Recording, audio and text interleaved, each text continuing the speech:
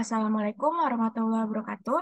Perkenalkan, nama saya Hafiza Intan Alfanada dengan NIM 1503621024. Di sini saya akan melakukan review jurnal terkait penelitian evaluasi pembelajaran di sekolah menengah kejuruan dengan topik utama yang saya pilih adalah evaluasi. Jadi, evaluasi merupakan suatu proses dalam menentukan sebuah hasil melalui beberapa kegiatan yang telah direncanakan untuk mendukung tercapainya suatu tujuan. Nah, jenis-jenis evaluasi juga dapat dikatakan sebagai suatu proses untuk mengumpulkan, menganalisis, dan juga menginterpretasi suatu informasi untuk mengetahui seberapa besar tingkat pencapaian tujuan pembelajaran yang sudah diraih oleh peserta didik. Nah, dengan digunakannya sistem evaluasi yang baik, maka hal ini akan memberikan gambaran yang tepat tentang kualitas pembelajaran, sehingga pada akhirnya pengajar akan terbantu untuk merencanakan strategi pembelajarannya. Kegiatan evaluasi ini juga pada dasarnya dilakukan secara sadar oleh guru, yang mana hal ini bertujuan untuk memperoleh kepastian mengenai keberhasilan belajar peserta didik, serta dapat memberikan masukan kepada guru mengenai hal apa saja yang harus mereka lakukan saat kegiatan pengajaran berlangsung. Nah, evaluasi ini juga harus dilakukan secara sistematis serta kontinu supaya dapat menggambarkan kemampuan yang dimiliki para peserta didik yang juga ikut serta dalam pembelajaran. Nah, dalam kegiatan pembelajaran yang dilaksanakan di kelas, guru merupakan pihak yang paling bertanggung jawab atas hasil evaluasinya.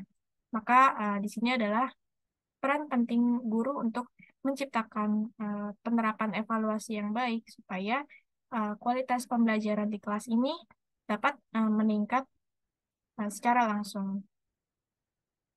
Nah, pelaksanaan evaluasi biasanya terdiri dari dua langkah, yaitu mengukur dan juga menilai atau mengevaluasi.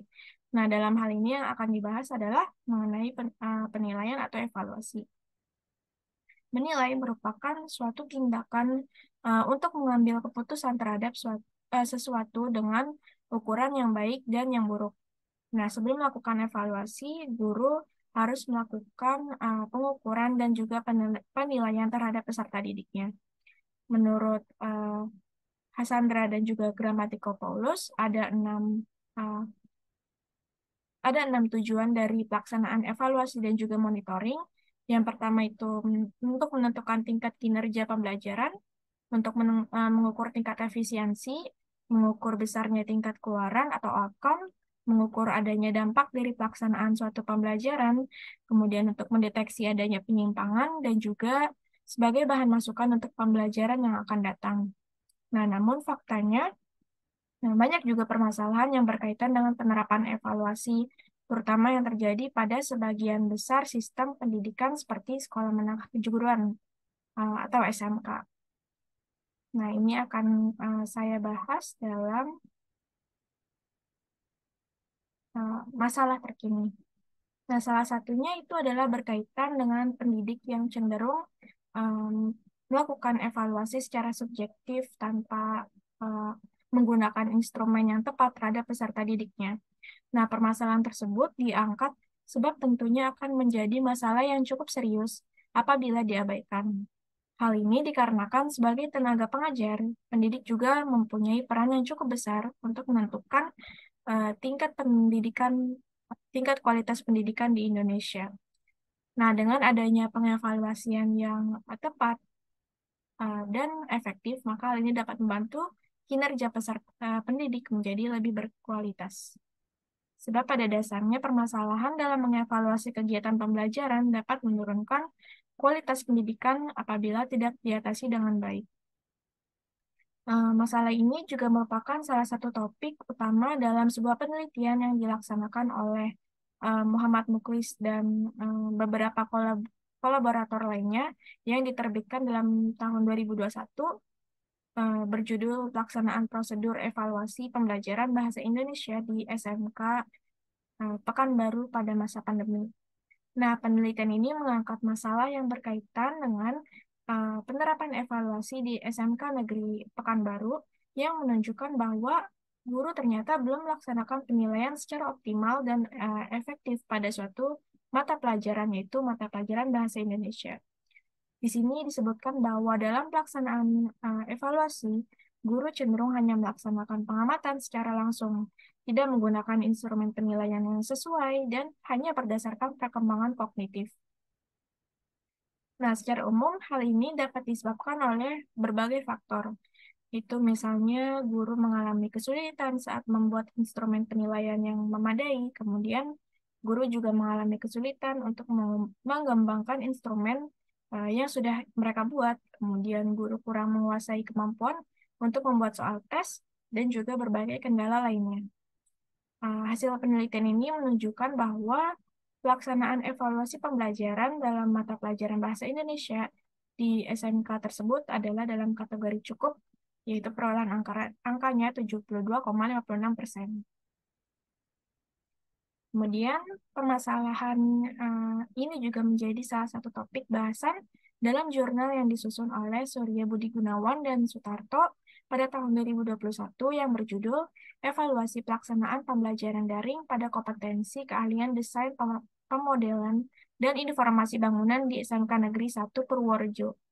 Dikatakan dalam penelitian ini bahwa hasil penelitian menunjukkan sebagian besar pendidik masih kesulitan untuk menguasai kemampuan dalam pembelajaran daring.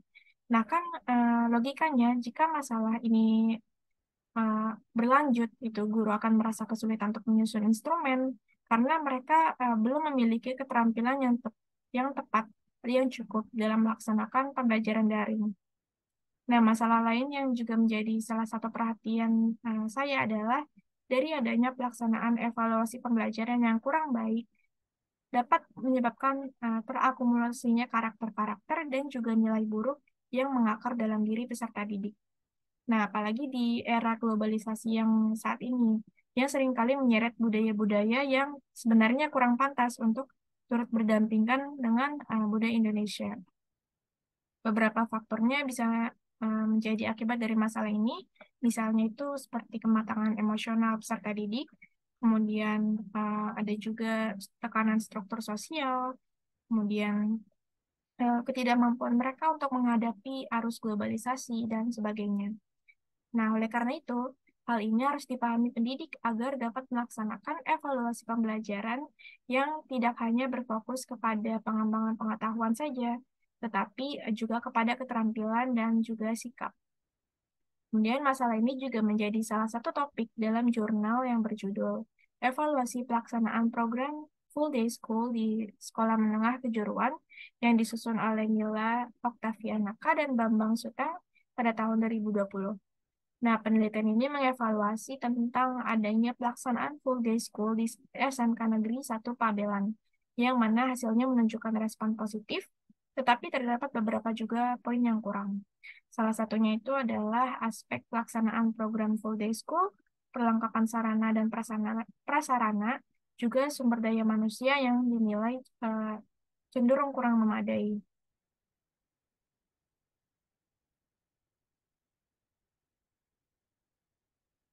Baik, kemudian kebaruan atau novelty dalam penelitian-penelitian ini terletak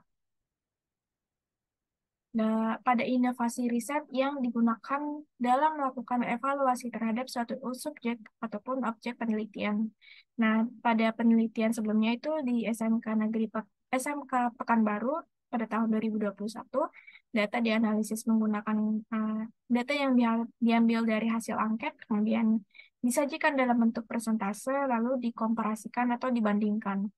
Nah, dalam penelitian yang dilaksanakan di SMK Negeri 1 Purworejo pada tahun 2021, juga menggunakan hasil data angket yang lalu dianalisis dari jumlah skor pertanyaan, kemudian dilakukan nilai rata-rata.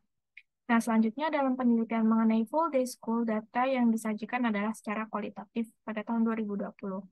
Nah, masalah-masalah yang diangkat adalah permasalahan terkini yang berkaitan dengan situasi Indonesia yang sekarang seperti contohnya itu COVID-19, kemudian kebijakan full day school, arus globalisasi, dan juga sebagainya.